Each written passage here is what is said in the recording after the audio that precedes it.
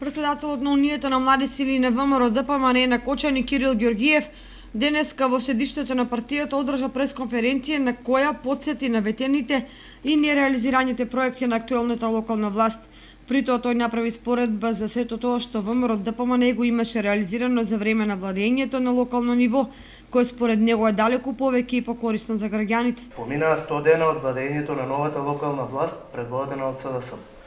ВМРО ДПМНЕ во изминатите 100 дена беше конструктивна опозиција, подржувајќи ги сите проекти на градоначалникот кои се од интерес на граѓаните на општина Кочани.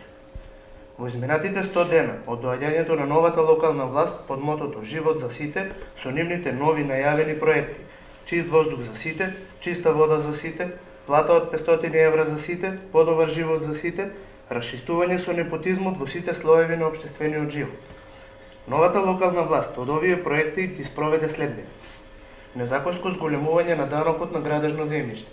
партиски и семејни вработување на членови на семејствата на високи функционери, зголемување на цената на водата за пиење,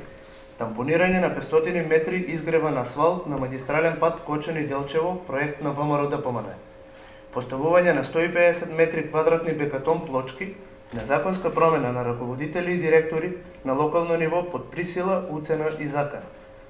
незаконска промена на членови на управни одбори и училишни одбори, политички прогон на политичките неистомисленици. За капиталните проекти, кои се од суштинско значење за животот на граѓаните на општина Кочани, се уште не слушнавме ништо. Продолжување на стопираните активности на проектот Брана Речени, проектот Експресен пат Штип Кочани и други веќе отпочнати проекти. Овие 100 дена, споредени со 100 дена на ВМРО ДПМНЕ, изгледаа вака: намалување на данокот на градишно земјиште за 25%, изградба и осветлување на повеќенаменско игралиште во основно училиште Кирил и Методи,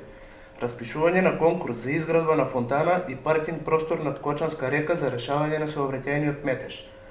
замена на старите прозорци со нови во основните училишта Никола Карев и Крстеј Петков Мисирков во Оризај,